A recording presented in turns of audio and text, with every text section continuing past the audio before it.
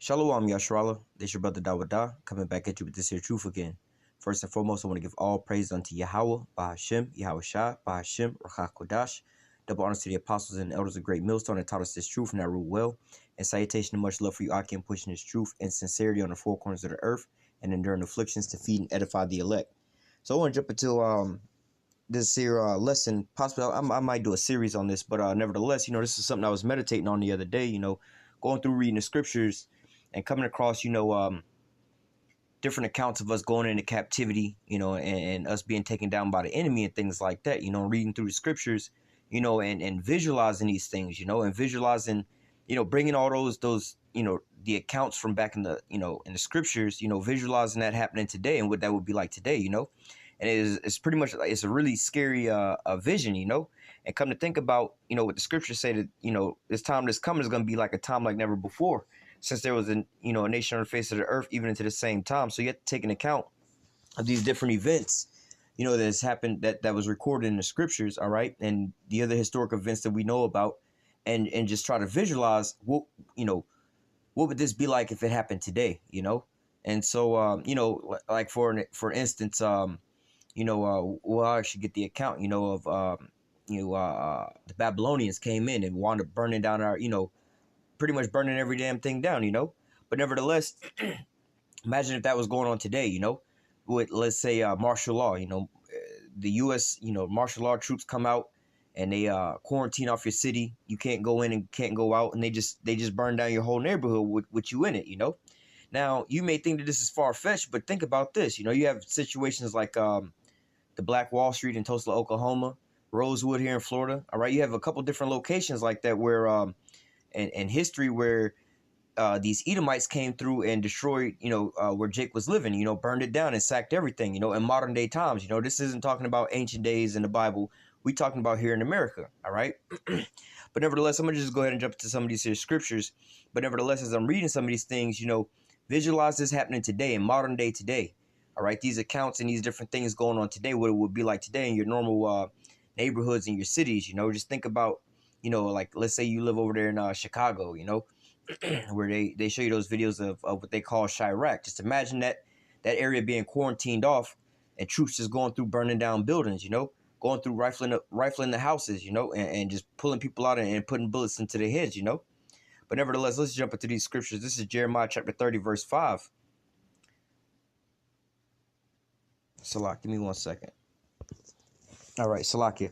We're going to start here, Jeremiah chapter 30, verse 5. It says, "For thus saith Yahawah, we have heard a voice of trembling, of fear, and not of peace," because this is what modern day Christianity has pushed onto our people, They have our people thinking that, I'll use the name Jesus, because this is the name and the spirit that they have our people in, When Jesus come back, it's going to be flowers and hugs and kisses, all the corruption and all the wickedness that's in the in the planet Earth, is going to cease soon as he cracked the clouds and he show his face, the long, stringy, blonde hair, blue eyes, white skin. Soon as you see his appearance of his face, the whole world at a snap of a finger just going to be in peace. Everything's going to be good, All of your sins, all your wickedness, everything that's going on is just going to just at a snap of a finger just be clean to turn righteous, This is the mindset that our people are in because of the fact of Christianity, modern day Christianity and following after Jesus, Oh, just, whenever tribulation or you on your deathbed coming, just say, "Oh, I believe in Jesus," and everything will be all right. Everything that you've done is just going to be,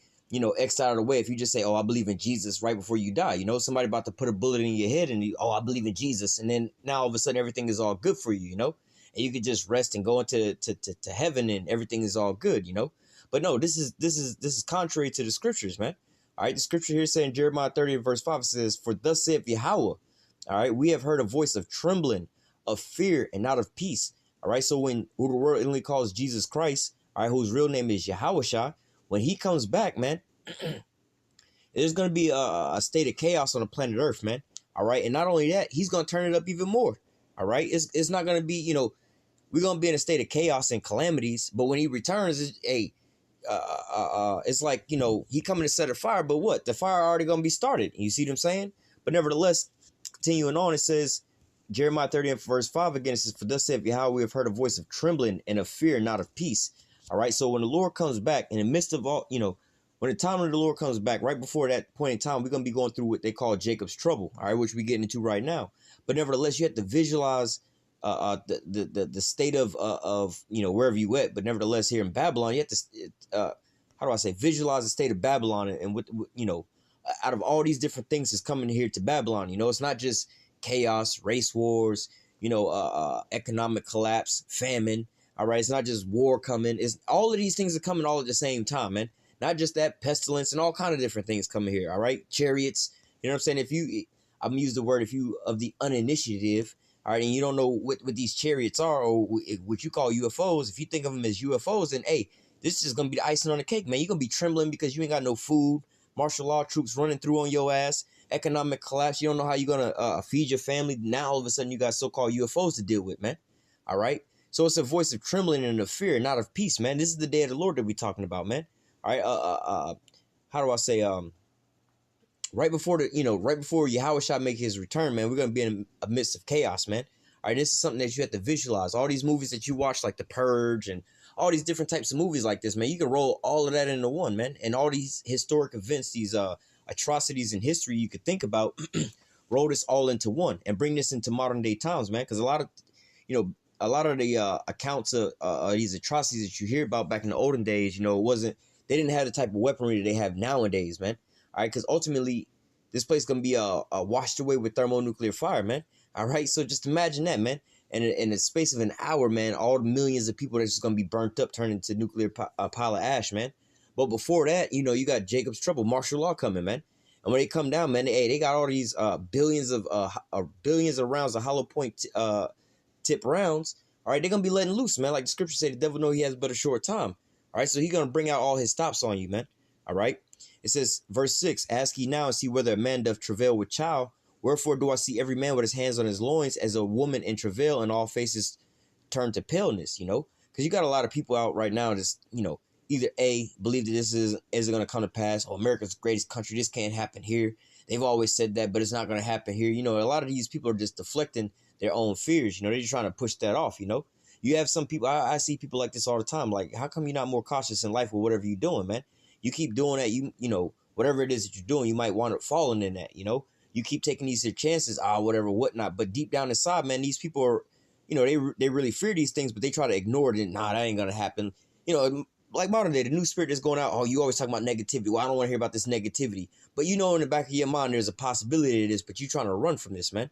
All right, and you don't want to so-called face it. But in that day, man, it's gonna take you by how do I say, not by surprise, but it's gonna be like a goddamn flood, man.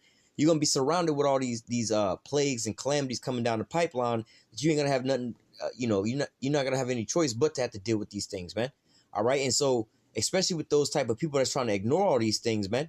All right, their greatest fear is gonna come to pass, man. You see these types of people. I ain't worried about that. I ain't worried about that. You have, for instance, let's just say, for example, I done seen this, and I know a lot of you brothers have seen this as well. You're working on a job, and 9 times out of 10 is another Jake just doing this, always coming into work late, always being lazy, you know what I'm saying, just sitting around doing nothing, right? Like, man, you always just sitting around doing nothing, always on your phone. Now the boss be coming around the damn corner and shit, you know what I'm saying? You might want to not be on your phone all goddamn shift, you know what I'm saying? But complaining about how you tight on money right now and can't pay your bills. Now the boss come around the corner and shit, your ass get fired, But you looking at this in person, you thinking like, damn, this motherfucker don't really care about his job like that. He ain't worried about getting fired. Like, you ain't got bills and shit. Your little social media apps is way more important than this damn job. All right. But then he wound up going to go get fired or whatever, whatnot. It's like, you didn't see this shit coming, but deep down inside of his mind, he was like, yeah.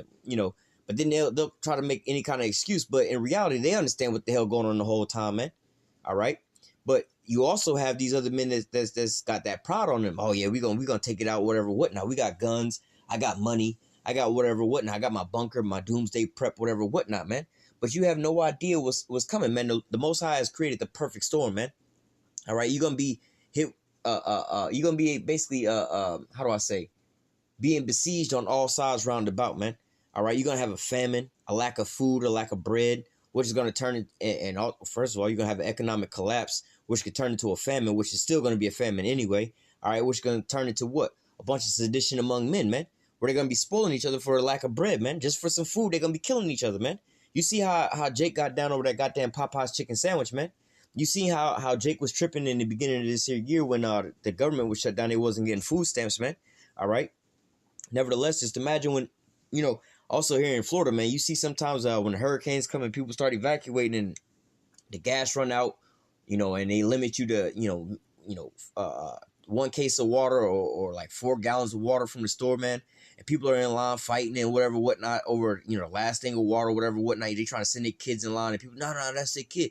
They fighting over this, and this ain't the end of the world, these are, how do I say, temporary things, it's just like the difference between you and your house. And there's a storm outside and the power go out. You know that the power going to eventually come back on. You ain't really stressing as far as somebody who just spent their last little $2 to get their child something to eat. And, the light bill is past due yesterday and you ain't going to get paid for another month or whatever, whatnot. Now you thinking, damn, man, the light's going to be off for a good long while. That person in that scenario, knowing that it's going to be for a long time, is in a way worse situation than somebody who's in the middle of a storm and the power go out. They're not that worried about it. They're like, well, eventually the power going to come back on, man. We're not going to be out of power for a whole fucking month or nothing like that, man. We're going to, it might be a couple hours. Worst come to worst, we might be out of power, overnight or whatever, whatnot. But it's going to come back on. This is just what happens in the middle of a storm, man. All right. But what you have a lot of people right now that's in a pride, that don't think that these things can happen. They think that they're going to be able to bounce back. But again, it's going to hit you with that perfect storm, man. All these things hitting you all at the same time, man. You're not going to know what to do, man. It's going to be hitting you from all ends. From all sides, man. All right. Verse 6 again. Ask ye now, see whether a man doth travail with child. Wherefore do I see every man with his hands on his loins as a woman in travail and faces turned to paleness. All right. That's because of the fear and, how do I say, not just fear of like, oh, somebody finna kill me, but not just that, the fear of death, man. Where am I, you got a family, mother, father, and some kids, little kids, a 5-year-old, whatever, whatnot. Father done lost his job, mother done lost their job. They start selling shit around the house to make up for food or whatever, whatnot, They drop down to eating ramen noodles and shit like that, And there's a video on YouTube that's kind of explaining these type of scenarios, like a what if scenario, And it's a pretty scary thought, They think that this would never happen, whatever, whatnot. They don't want to try to cut in corners.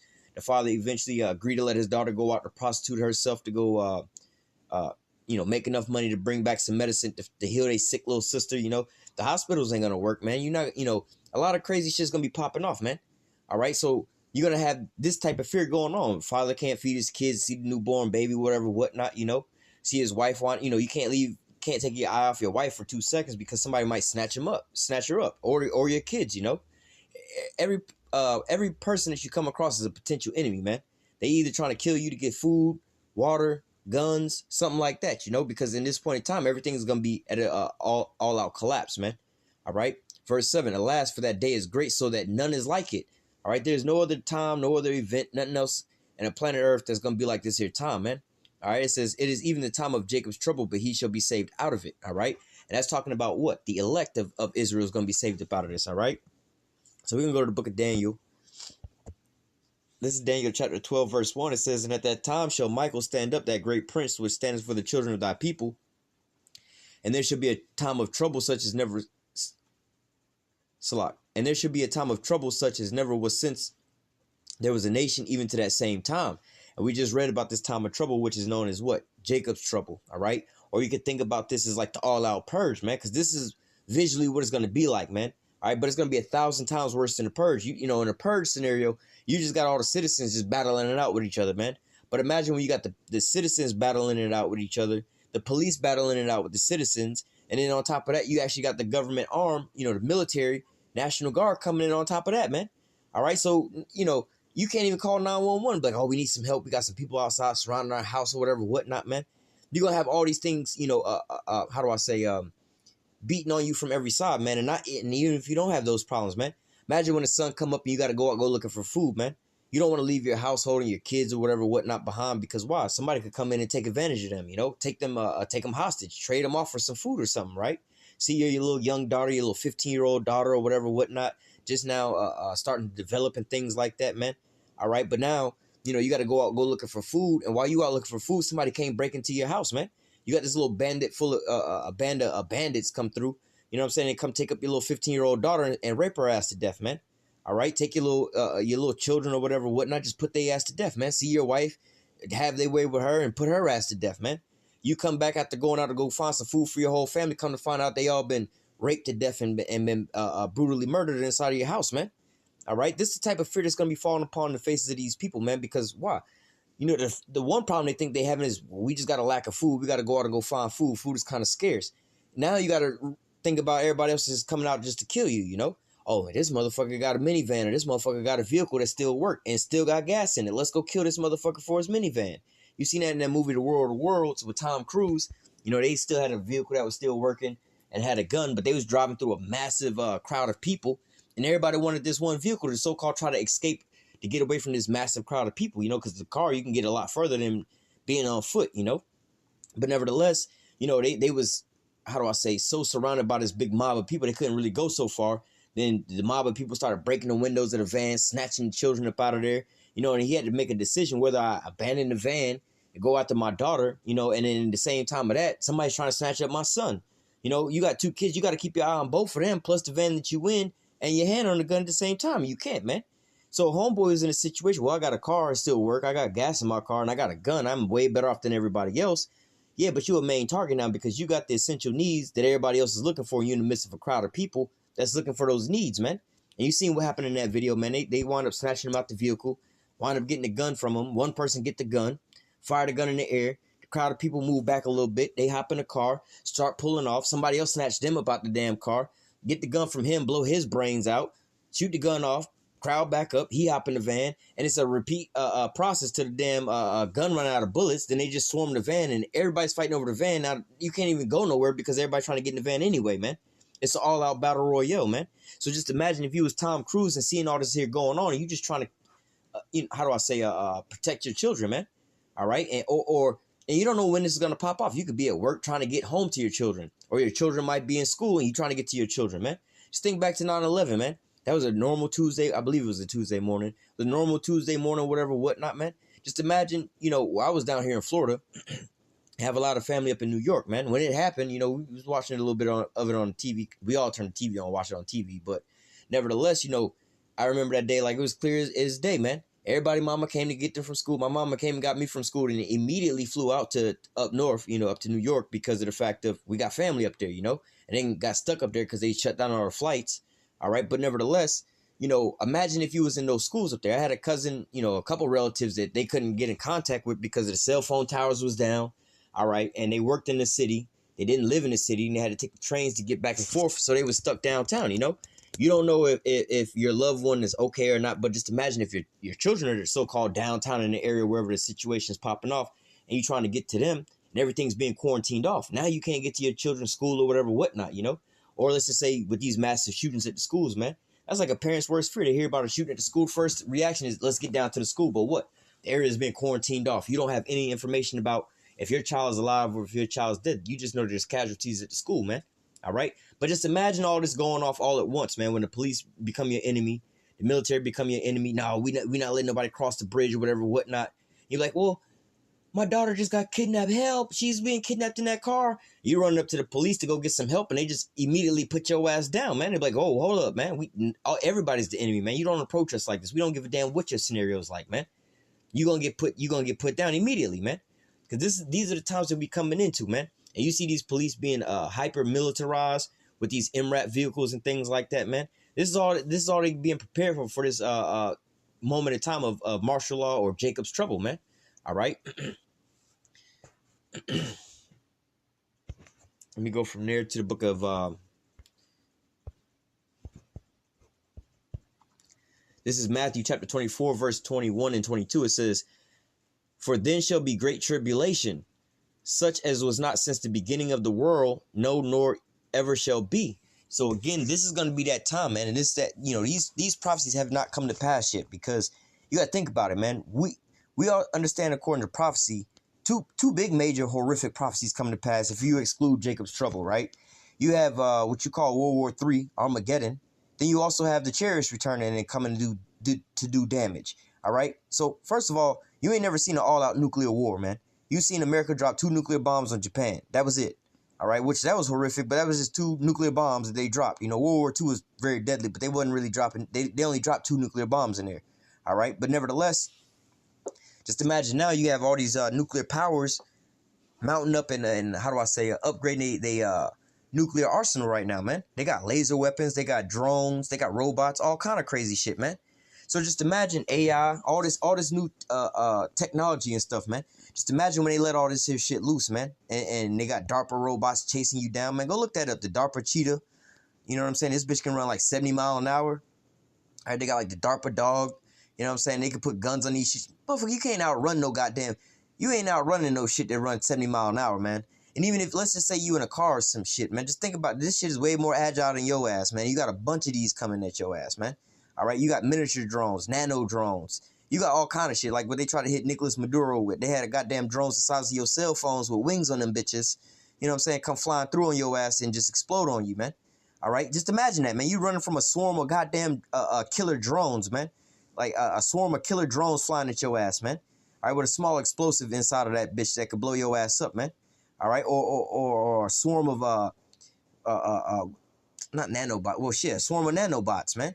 All right, or they got another name for these other. They're not as small as nanobots, but they like I guess microbots, like the little mosquito and shit like that, man. The little mosquito and the little bee and shit like that, man. A swarm of these shits coming at your ass, man. There's a movie that kind of depicted that, where it was like you know, they had like one of these big ass planes, the military planes, where you get all the guys parachute out the back of the planes.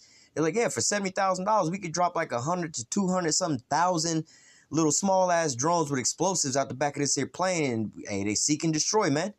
You see what I'm saying? It'd be nothing to put down the whole goddamn city in a day's worth of work, man. 8 hours, we just released 200,000 drones over the city and then see what happened, man. These bitches gonna go on a goddamn warpath, man. You running from that in the air. You also run from men on the ground that's trying to kill you, snatch you up for your food or whatever, whatnot. The police, you can't run to them because they trying to snatch your ass up too, man. These are the times that's coming, man. You got to think about all the things that's happened in the past and roll that all into one, and then add on top of all that this new modern day technology and weaponry that they got, man. All right, thermonuclear warfare, man. We've had wars, all kind of wars and world wars with somewhat modern day technology, but we ain't ever had an all out thermonuclear war, man. You ain't never seen no whole, well, with Japan, it ain't the whole city, but a big portion of Nagasaki and Hiroshima was you know, devastated by that. And those, in comparison, those bombs is just like, yo, that shit was on like 1% or 0.1% comparably with the shit they got nowadays, man. All right.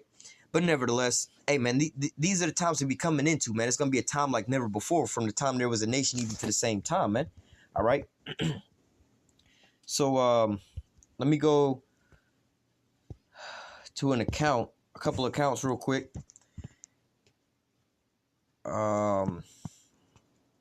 This is quite a bit right here, but nevertheless, I'm gonna try to read through this kind of quick, but nevertheless, because this is like the whole chapter I want to read. I may or may not read the whole chapter, but just some certain points in here, you know, to visualize. Imagine this happening. Take this same account, okay, which has happened to us before. All right, which if this has happened to us before, all right, you got to think the things that we're slowly or rapidly approaching.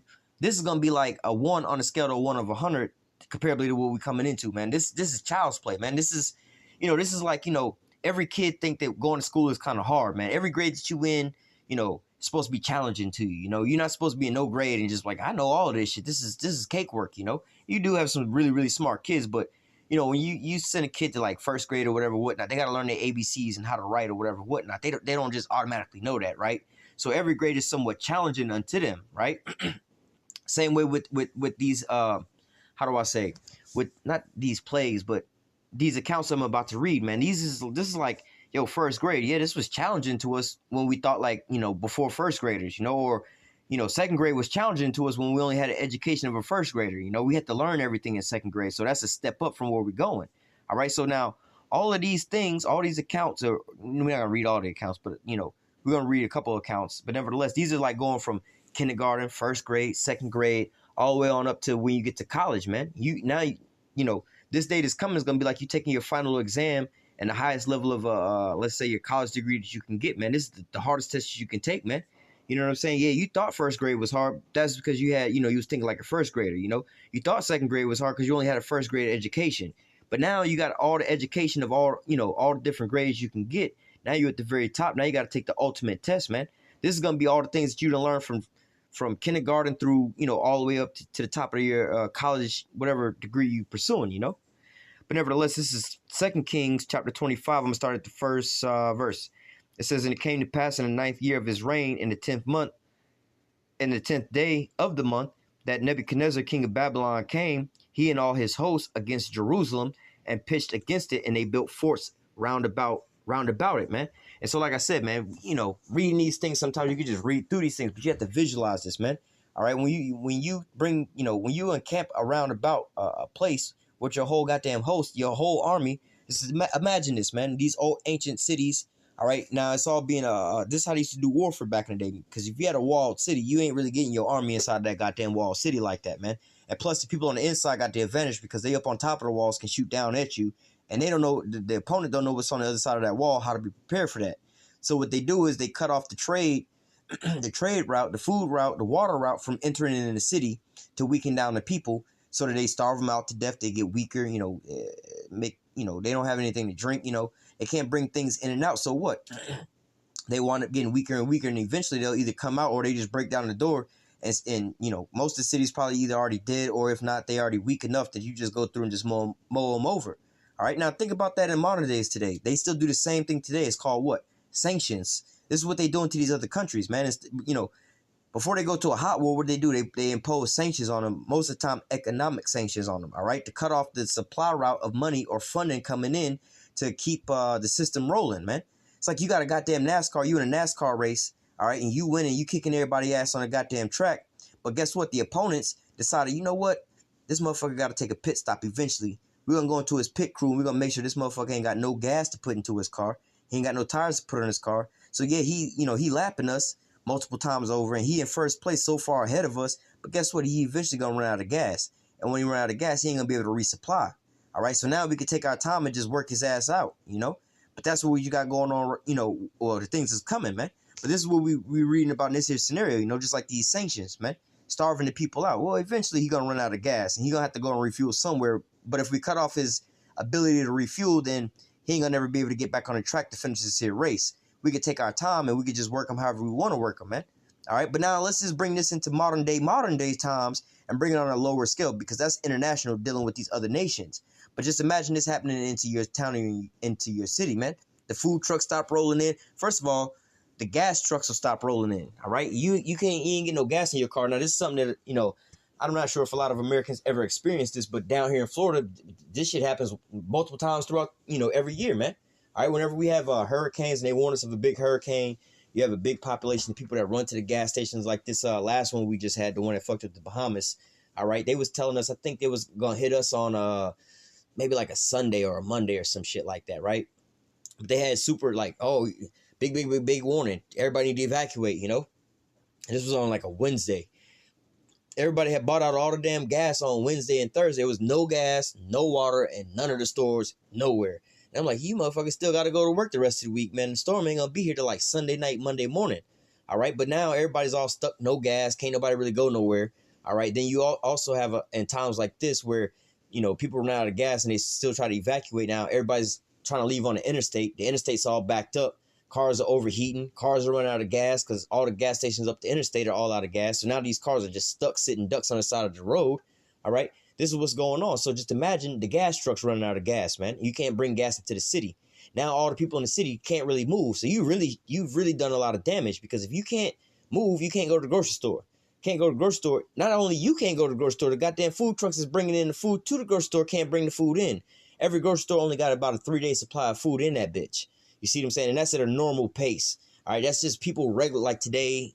Ain't shit really popping off big to where everybody going to the grocery store today, tomorrow, and the next day. That's a normal 3-day, 3-day resupply time, right?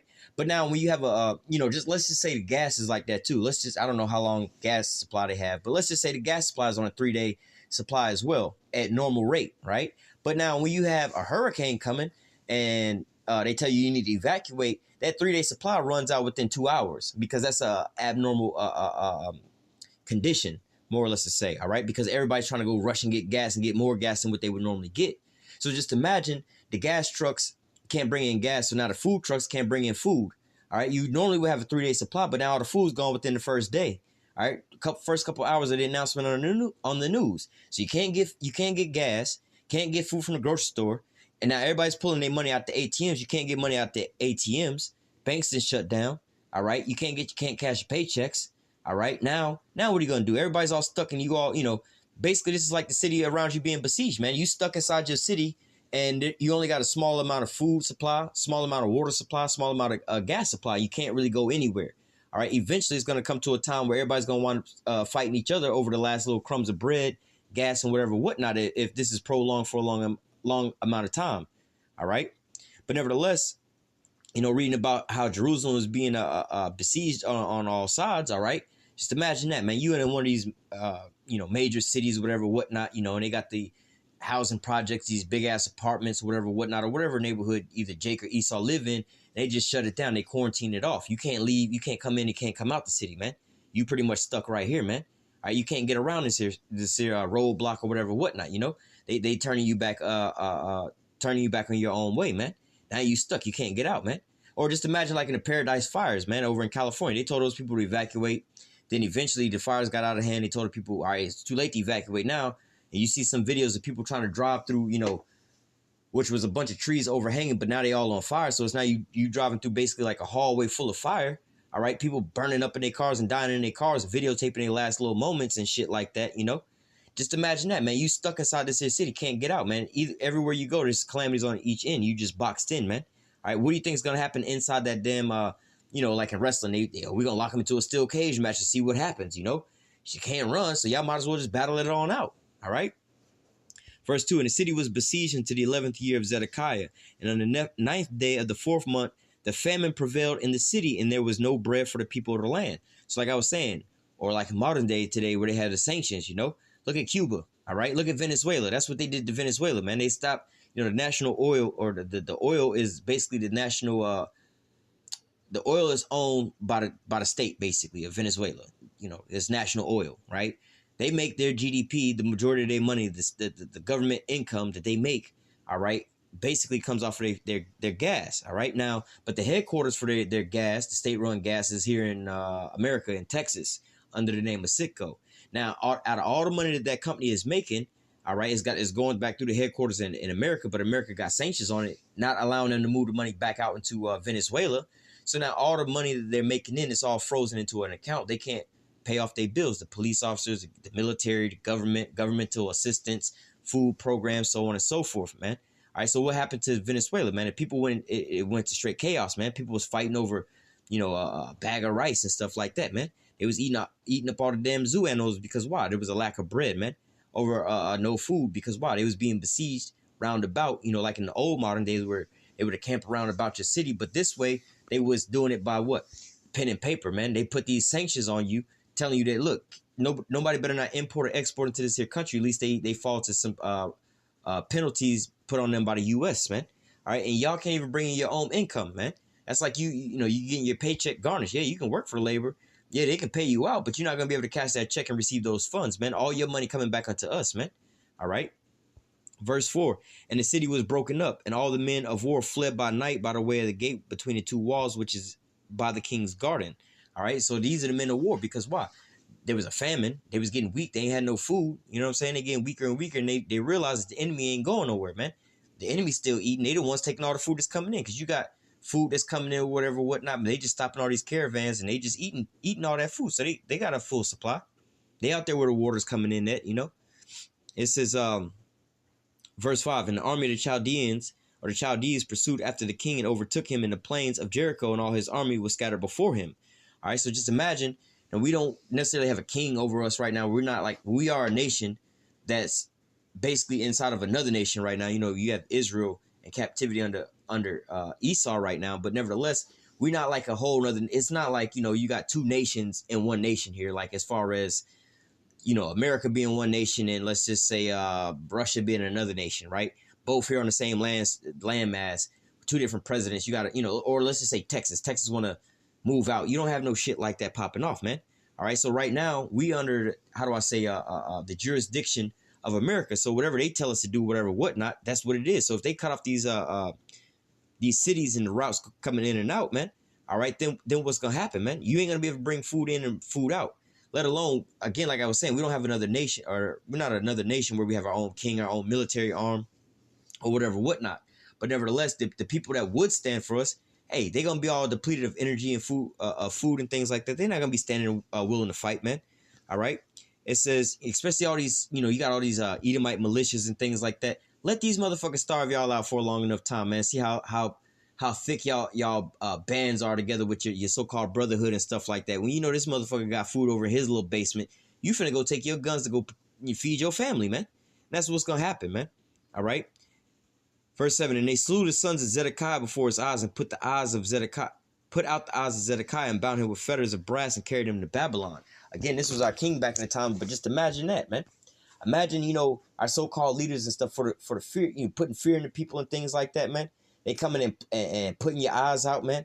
Just imagine that, man. Your sons all being, all your sons being killed right in front of you, man, for a torture attack. You seen your whole family being put to death in front of you, man. Imagine, fuck being a king, man. This could happen to any of us, man.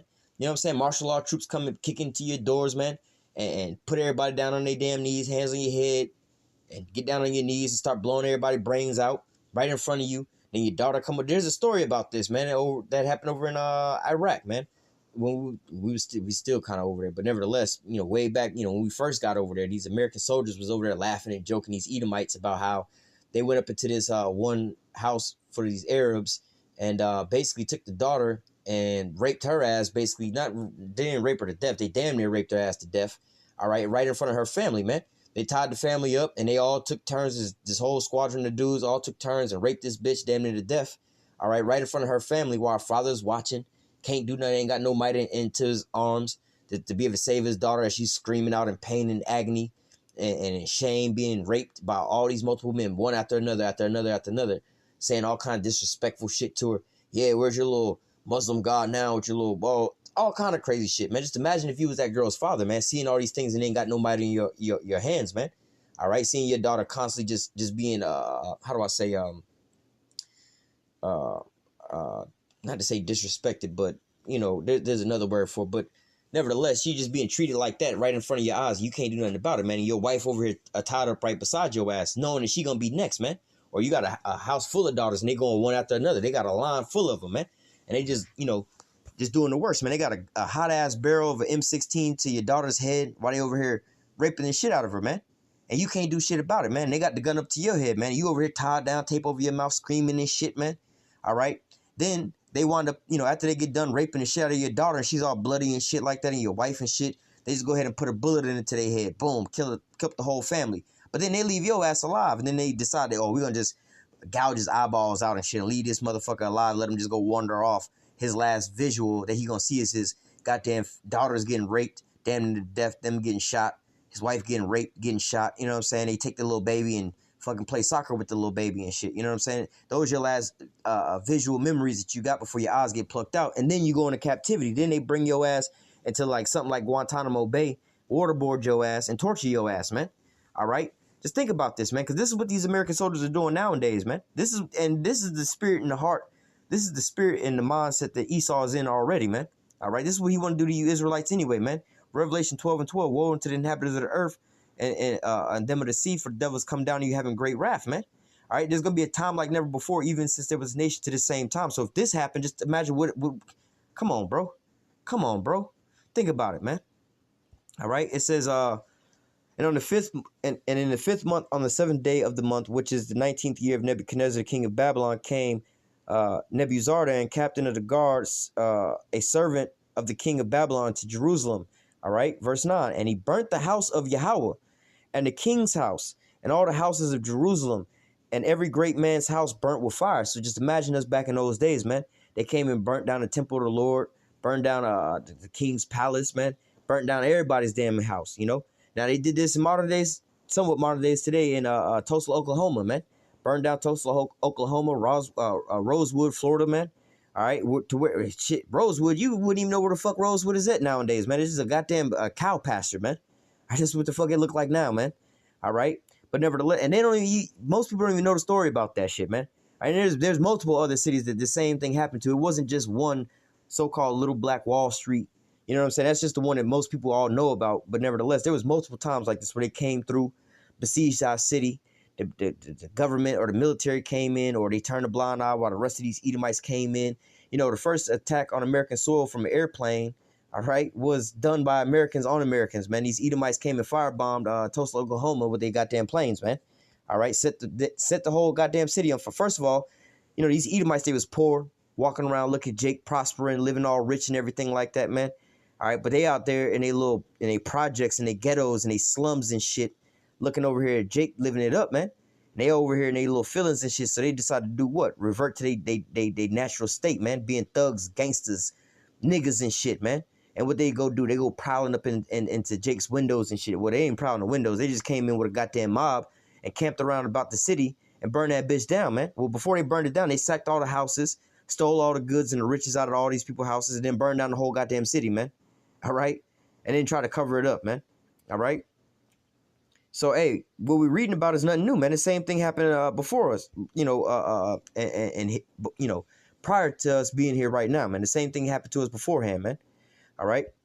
Verse 12, but the captain of the guard left the poor of the land to be vine dressers and husbandmen, and the pillars of brass that were in the house of Yahawah and the bases and the brazen sea that was in the house of Yahawah did the Chaldees break in pieces and carry the brass of them to Babylon. Just imagine how glorious the temple looked, man, and just to see, and this is a high holy thing for us, man. They came, took that, you know.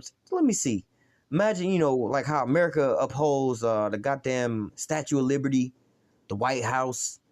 You see, a lot of these motherfuckers, the American flags, they goddamn start crying if the American flag touched the ground, somebody spit on it, burn it, whatever, whatnot. Oh, that's American, oh, whatever, something in glory. Like, bitch, that shit was made in China. Ain't y'all at a trade war with China right now? You see what I'm saying? But nevertheless, you know what I mean? You know, just imagine well, hell, 9/11, man. You seen what happened with 9/11? Oh, they burnt, they destroyed our buildings or whatever. What the sentiment that was behind those things, man? Just imagine another country coming over here and toppling the Statue of Liberty, man. How heartbroken these Americans would be. Oh, that was such a thorn in our sides. America wept. So on and so forth, you know. That's how it was when seeing our temple being burnt down, man. That's letting us know, like, oh, Lord, we done been separated from our power, man. We going off, man. And now power ain't even going to be around to save us because we went off this bad. Now the enemies come through to be able to disrespect and disgrace our God like that, man. Not only that, the king's palace was burnt down. Not only that, damn near everybody else's house was burned the fuck down. So imagine, you know, like Jerusalem back in those days, you know, wasn't as big as a modern day city today. You know, like fucking Atlanta. You know, Atlanta is a big ass city. You know, you got like 4 sides, and then on top of the 4 sides, you got more than that. You know, you got like Atlanta, the inner perimeter. Then you got, you know, the perimeter. Then you got goddamn greater Atlanta. You know, shit like Riverdale and Jonesboro, which is, you know, it's still pretty much Atlanta. It's, you know, still right then and there. But nevertheless, that's a goddamn big ass city with a lot of fucking people in it, man. All right, but just imagine all those people, or fuck it, we'll just take, you know, if you know anything about Atlanta, man, just take one side. The south side is big as shit, man. All the side, well, the south side is big as shit. That's like damn near the biggest side of all of Atlanta, man. Imagine burning down the whole goddamn south side, man.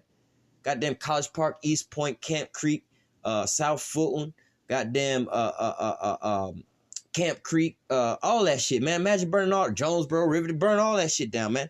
Imagine all them houses and all them people and shit like that. All that shit just getting destroyed, man. All right, you got to visualize this is what's coming, man. Esau's finna, when this economy collapses, government collapse, man, it's going to be an all-out warfare, man. And ultimately, the devil's coming down and you having great wrath. He's not going to hold no bars, bro.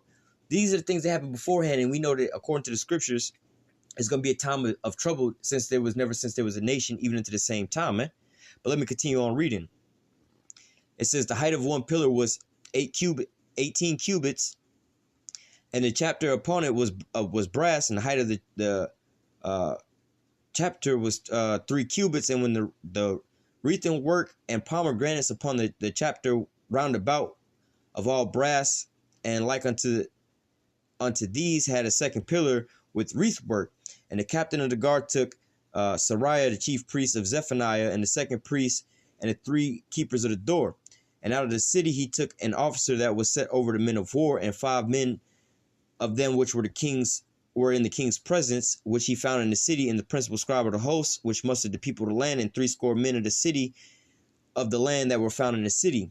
Nebuzaradan, the captain of the guard, took these and brought them to the king of Babylon to Riblah. And the king of Babylon smote them and slew them at Riblah in the land of Hamath. So Judah was carried away out of their land. So just imagine that, man. All right, you being taken in on these goddamn FEMA trains. You think you about to be saved and be fed some food or whatever, whatnot. But you taken down to a goddamn execution camp, man. And they goddamn put your ass to death as soon as you get there, man. So these FEMA camps and FEMA coffins, all this shit none of this shit is new, man. Ain't nothing new under the sun, man. This happened to us beforehand, and it's scheduled to happen right on time to us again, but in a way worse way, man. This is why you need to fear the Most High, man. Fear these things is coming, man. Get on the right side, man, because look, you ain't gonna have no goddamn protection in this point in time except for you had that spiritual mark of exemption, man.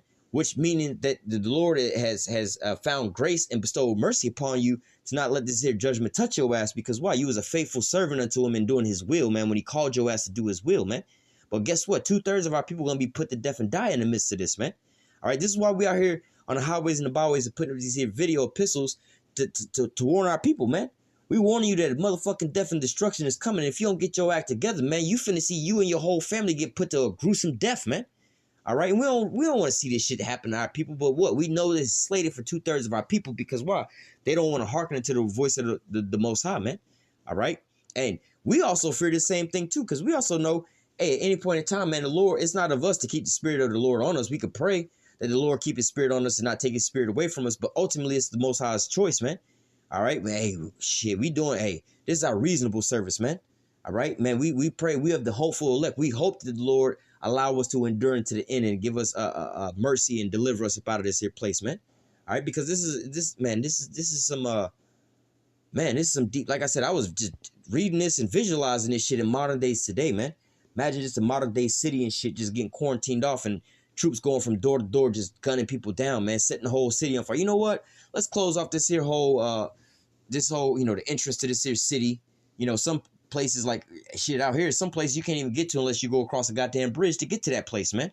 You know, you got a lot of these little islands out here and shit like that. You can't even get out there unless you get on the goddamn bridge to get there, man. But they close off this. Matter of fact, like I said, this is some shit you got to know about from being here, man. When the hurricanes come and shit and you get high winds, we got one major bridge that's kind of close by us that go up in the air. It's called the Skyway Bridge. When they shut down, I know in the county where I live at, if they shut down their bridge, you know, because of the high winds on it, because this bridge goes way the fuck up in the air, like super high up in the air, you know what I'm saying? And your car could get blown off the side of the bridge, you know. That's something to look into, the Skyway Bridge, you know, why they had to rebuild that bridge multiple times, but because it got hit by a goddamn cruise liner or a big ass ship. But nevertheless, you know what I'm saying? They shut down that bridge because of high winds, you know, and nowadays you can actually get around without using that bridge. But hey, there's other places, like I said, there's other islands and stuff like that out here where Emerson Point, Terra Siesta, Siesta Key, Longboat Key, Lido Beach, a lot of these goddamn islands, Clearwater and shit like that, man. Or maybe you can get to Clearwater without, you know, crossing one of those bridges. But nevertheless, there's a lot of these little islands where it's not just a small little island where people would think, oh, this is a small little island, is probably like 6 houses on it. Nah, we talking about islands with hundreds, if not thousands of homes on these islands, man. People can't get up off of these things, man. All right. Let me see. Yeah, I mean, this is, it still goes to the same thing, man. Man.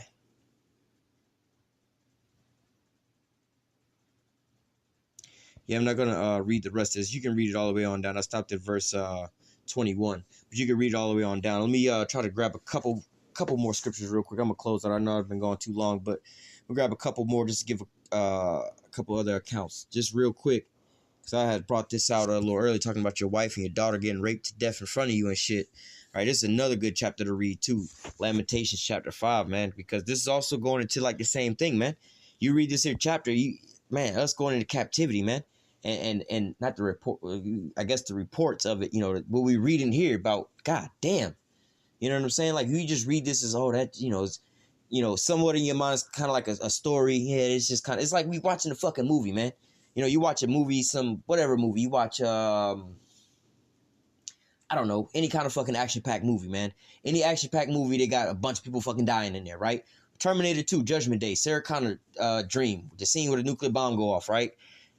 you watching a movie, right? You're not like really like, oh, you might be a little taken back by that, but you know what I'm saying? You watching the movie. It's not really processing in your mind like if that shit was real. Like, yo, hundreds of thousands of people are being incinerated every fucking millisecond right now as this shit is just going on. Like, yo, there's massive death going on right now, bro. Like, that's not even processing your mind because you watching the fucking movie, right? Same thing with the scriptures sometimes. You be reading the scriptures like, oh, you know, this is a story, whatever, whatnot. Oh, they slew 7,000 men. They put 10,000 men to death. The Lord opened up the ground and swallowed 40,000 men. You know, you just reading all these things, but you got to think about this shit, man. In modern day time, you know, the Lord opened up the earth and swallowed a great amount of people. Imagine a fucking sinkhole opening up nowadays and like, just imagine a sinkhole opening up nowadays and 100 people getting swallowed up in that bitch, man. I know there's a story here in Florida where we had a year of sinkholes like a motherfucker out here, man. There was this one Jake that was in his house. He was in his bedroom sleep, and a goddamn sinkhole opened up, not under the whole house, but just under this motherfucker's bedroom, right under his bed. This is straight judgment of the Most High, like, because sinkholes, you know, you have to be around them to kind of understand them a little bit. But nevertheless, in this situation, this was a sinkhole just up under the bedroom, not just the bedroom, but just under the bed. Like, it was just uniform to just under the damn bed. It wasn't even, you know, partially under the bed. You know, half of the bed was on the sinkhole, the other half wasn't, or half the room was, the other half wasn't, or half the house was on the sinkhole, the other half wasn't. Nah, this sinkhole just happened to open up right up under this dude's bed while he was in the bed sleep in the daytime. All right, and swallowed his ass up, man. And they couldn't find this motherfucker for shit. They still don't know where the fuck this motherfucker went. Like, well, how deep is the fucking hole? And people was tripping over one person. Imagine 100 people or 1,000 people, 10,000 people getting swallowed up in the goddamn hole, man. All right. But nevertheless, you got to understand, these things are all coming, man. These things are all coming, man. It's going to be a barrage of different calamities and plagues coming, hitting all at the same time. Lamentation 5 and well, shit, let me start at verse 9. Like I said, this whole chapter is real, you know what I'm saying, something you could read and try to visualize this. Lamentations 5 and 9, it says, we got our bread with peril of our lives because of the sword of the wilderness. Just think about that, man. In the time of the purge, economic collapse, grocery store don't work no more, can't go out, can't get money out the ATM. You're going to have to get it how you live, bro. You're going to have to get it how you really get it in them days, man. Bro, all the regular, man, look, like in Second Esdras, they say, man, hey, they not going to regard the kings and they princes and shit in that day, man. You going to revert to some, hey, the real men going to stand the fuck up in that day, man. You know what I'm saying? Not talking about the men of the Lord, but I'm just saying, like, in a carnal sense, man. The real men are going to stand up in that day. They're like, fuck that. We're not waiting on no goddamn governmental aid for them to bring us a goddamn one bag of rice to 100,000 people for us to all slaughter each other for this one bag of rice. Fuck that. We got some rounds in the closet. We gonna go get that, whatever these Edomites be hunting with and shit. And we gonna go out and go lay these motherfuckers down for something to eat, man. All right, there was an article, something I was watching the other day, going into how they still steadily trying to feed. Well, they've been feeding us people for food, but there's actually articles and stuff coming out now about how, you know, they just teasing now, but then they coming out with scientific stuff or whatnot about cannibalism and so on and so forth, because they know eventually this is what it's going to come to, man, and they predictively programming the people, man. All right, but just let me read verse 9 again. Lamentations 5 and 9. We got our bread with peril of our lives because of the sword of the wilderness. Just imagine that, man. Just to eat, man. You got to goddamn risk your life every fucking night, man. Shit, how many more bullets we got? All right, we've been watching this house for the last 2 hours. All right, we're going to run up in there. We don't really know what the fuck they got in there, but we're going to take a chance. Hopefully, you know what I'm saying? You run up in somebody's house, you don't even know if they got food or not. Let alone, you don't know how many people in the house. You don't know if they got guns or not. So you taking this chance running up in somebody's house, hog tying everybody and just, or really just putting everybody the fuck down. Like, fuck that. You come at the door, one to the head, fuck them. You know what I'm saying? We got to get this here food, bro. I got my son and my daughter over there starving, man. And you're going to be going from house to house to house to house doing this on a daily basis, man. Because once this here place collapses, it ain't no return for it, man. All right? So this is going to be like this inevitably, man. All right? Verse 10, our skin is black like an oven because of the terrible famine. They ravished the women of Zion and the maids in the city of Judah. All right? Hey, they ravished the women in Zion and the maids of the city of Judah. So imagine that coming back nowadays, man. You got a lot of, especially our sisters, man, because they the forefronts of this fucking movement, man.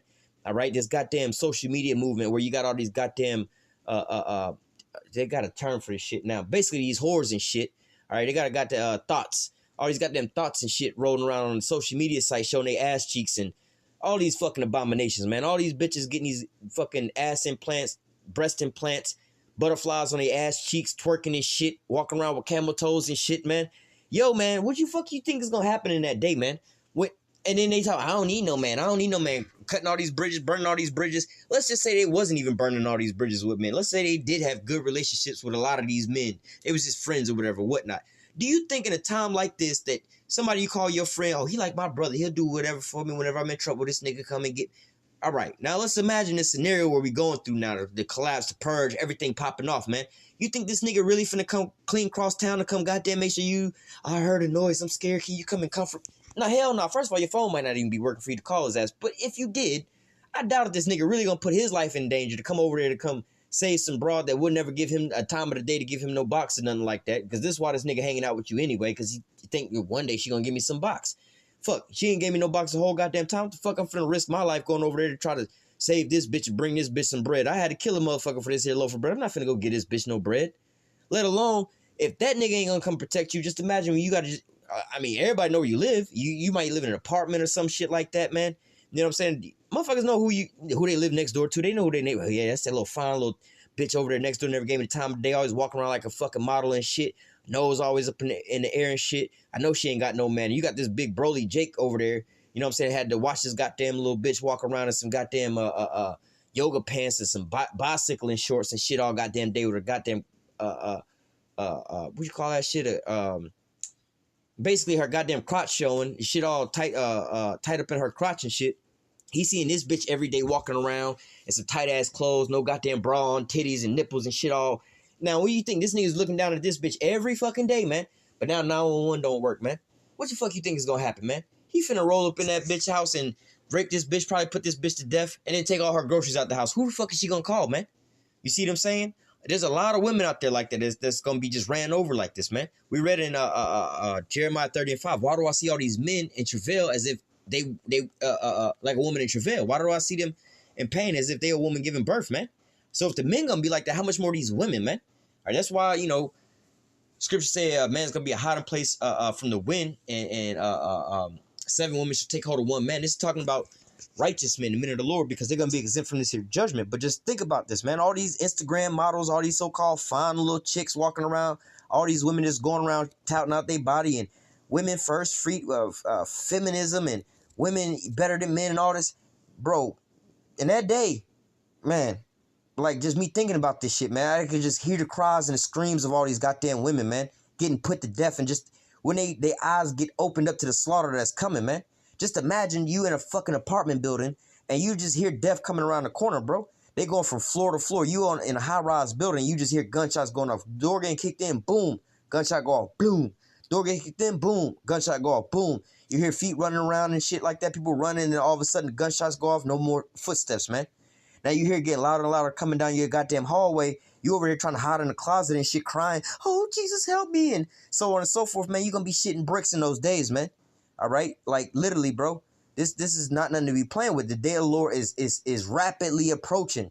All right? This is let me just finish it out, this here lesson, man. But just visualize all this stuff that's coming, man. All right? Take the events that you see, the so-called current events, modern events, you know, not so far back in history events, biblical events. Roll these all in together into one, man. It's going to be worse than all of that, man. Worse than what your mind could even imagine, man. All right? Verse 11 again, it says, they ravished the women of Zion and the maids of the city of Judah, meaning they goddamn raped. Let's go into it. It says they ravished, right?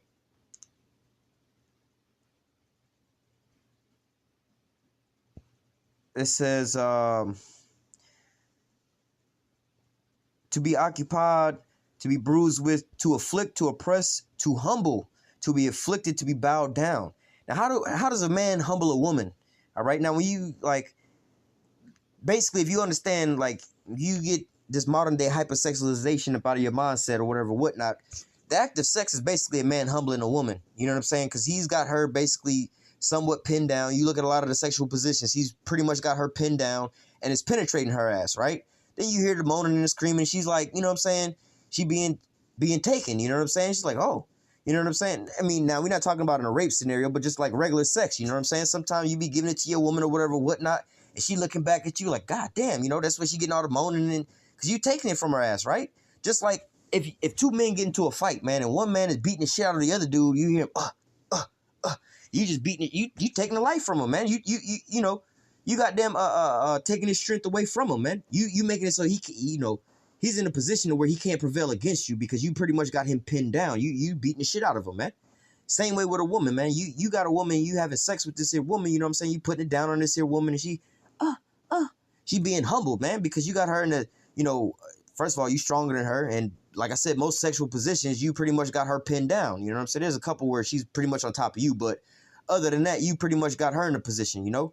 You holding her back, you know, you might be pulling from her hair, whatever, whatnot, but you got her in a position to where you finna go? You know, Jake be like to say, don't you run from me, bitch, bring your ass back over. You got that manhandle her ass, you know? Jake, you know what I'm talking about, you know what I'm saying? When you get up in the bedroom, you be manhandling your woman and shit, you know, that's what, you know, that's what it's like to, that's what it means to humble your woman, you know? Sometimes you put it down on your woman real good or whatever, whatnot, and after y'all done, after you get done putting it on her, she can't do nothing but just lay there, just be trembling and shit, just, don't even want to move, don't touch me, she just sitting there, you just get up, you look at her ass like, motherfucking right. You just walk the fuck off, go get you a goddamn glass of water or some shit, that's right, I'm the fucking man, you know what I'm saying? She can't even move, you know what I'm saying? But nevertheless, that's being humbled, right? But let's keep going further down into this here word, being ravished. It says to afflict, all right, to oppress. Now, when you having sex with your woman, you're not afflicting her or oppressing her, all right? That would be the difference between you just having consensual sex with your woman and you actually just randomly finding some bitch and just goddamn hit this bitch over the head with a goddamn club and raping her ass, right? Or holding her down. All right, it says to afflict, to oppress, to humble, to be afflicted, to be bowed down, to be put down, to become low, to be depressed, to be downcast, afflicted, to stoop. All right? All these things, let me keep going. To humble oneself, to bow down, to be afflicted, to be humbled, to mishandle, to afflict, to humble, to be humiliated, all right, weaken oneself, all right. So all these things, again, going into being humbled, you know, a woman is normally being humbled by our man in the act of having sex. You know, when the man and a woman have sex with your wife, we call it nowadays, hey, I beat that shit down. You know what I'm saying? You humbled her, right? But you don't do that in an afflicting way or an oppressive type of way, all right? But nevertheless, these words are going into humbling a woman in an afflictive type of way, an oppressive type of way, all right, or a humiliating type of way, all right? You know, because like when you having sex with your woman, you kind of pinning her down. I mean, that's consensual. You know, y'all just getting y'all freak on, all right? But there's a difference between, you know what I'm saying, and then, you know, you might be into some shit, you know, you might be choking your old lady out or whatever, whatnot, you know, friendly sex type of shit, right? But it's a difference between that and then you just grabbing the bitch and literally choking this bitch the fuck out while you goddamn penetrating this woman. That's a little different, all right? This is what this here word is going into. It says they ravished, Lamentation 5:11, they ravished the women in Zion and the maids in the city of Judah. So what? They humbled them, all right? They had sex with them, but not in no con type of way. They came through and they was basically raping these women. They, like I was giving the example of the military men, how they came through, all right? Because, you know, sex could be consensual between a man and a woman, whatever, whatnot. But when you got an M16 to this little girl head, all right, or you fire off the M16 a couple times, get that barrel hot, and you put that goddamn hot barrel to that little girl head, all right, and the rest of the family head with your squadron, and y'all goddamn take turn gang raping this chick until she damn near die, all right? And then you put them all to death in there, all right? That's different, man. All right. You humbled her a whole kind of different way. You humbled her by humiliating her, man, by afflicting her, man. That's what we're talking about by being ravished. So going into these times that we coming into, a lot of you Israelite women, all right, you're going to have to go through these same things, man. All right. Yeah. I'm sorry I had to get all graphic with you, but look, we got to give you these here warnings. These ain't no just fucking fairy tales that we telling you, man. We telling you this because we love you. We don't want to see you go through this. And, you know, and this is also the fear of the Lord, man. You got to learn to fear the Lord because, look, the Lord will really fuck you up, put you in a bad predicament, man. All right. And it's not going to just be like, oh, well, this nigga was wicked. We're going to just touch him and he going to just die. He going to just die in his sleep. No, man. No. You about to get, this is the last time that Israel is going to ever get their judgment, man. This is the last time that you're going to ever in your whole entire existence ever be in trouble or ever go off again. So this is the last time you're going to get your last beating. It's going to be the worst beating of your whole entire life, man. This is going to be it, man. All right.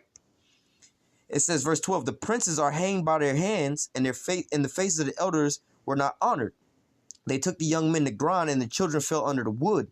All right. So look, man, they hung the princes up by their hands. All right. And they took the young children and they ground their bodies up and shit like that. You know what I'm saying? Come on, bro. Think about this, man. You see the cartels and shit where they be taking these bodies, these people, they be beheading their ass, cutting their bodies all up or dumping their body into some goddamn acid to where it pretty much eats up the whole goddamn body, or they'll just dump a whole truckload of bodies on the interstate or hang them from the top of the interstate, and they'll have a sign say, yeah, we did this shit. Imagine that, but all that, coming down around here to your loved ones and shit like that, man. You driving down the street trying to go look for food or whatever, whatnot, you see on the overpass your son and your daughter, your cousin, your niece, your nephew, your grandma, or somebody like that hung up there, man. Or you see your grandma and shit who was in a wheelchair and an oxygen tank and shit. They came through and raped her ass to fucking death and left her all bloody and dead in a wheelchair and shit like that, man. You see what I'm saying, man? These are the times that we coming into, man. Jacob's trouble, a time like never before since there was a nation even to the same time, man. All right? Damn. I'm not going to grab that account. There's an account in the book of First Maccabees. So give me 1 second. All right, here in the book of First Maccabees chapter 1, and you can start at verse 41 and read it on down, talking about how they try to pretty much establish a one world order, and everybody was going to serve basically Esau, all right, and the types of things that they wound up doing. I'm going to just read, some of the shit that they did to us, all right? Some of the violent shit, all right? It says, it's getting to the point, because he enacted this law that everybody was going to leave their own, we was leaving the law, statutes, commandments, and we was going to follow after their laws, all right? Just like how they bringing in this RFID chip, all right? Fuck what your beliefs are. If you don't take this chip, your ass getting put to death. This is a forerunner of that same thing, man, all right? It says, verse 50, and whosoever would not do according to the commandment of the king, he said that he should die. In the self-same manner, he wrote to his whole kingdom and appointed overseers over all the people, commanding the cities of Judah to sacrifice city by city. Let me just jump down. This is verse 56. And when they had rent in pieces the book of the law, which they found, they burnt them with fire. So they took the scriptures, they ripped them all up and burned them with fire. Verse 57, and whosoever was found with any of the book of the testament, or if any committed to the law, the king's commandment was that they should put him to death. So if you was reading the Bible back in those days, or you was raising your kids up in those ways, you was to be put to death. Same ways coming today. If you don't take this RFID chip and pledge your allegiance to Esau, Edom, or the damn devil, the commandment is that your ass going to be put to death. Thus they did by the authority unto the Israelites every month, to as many as were found in the city. Verse 60.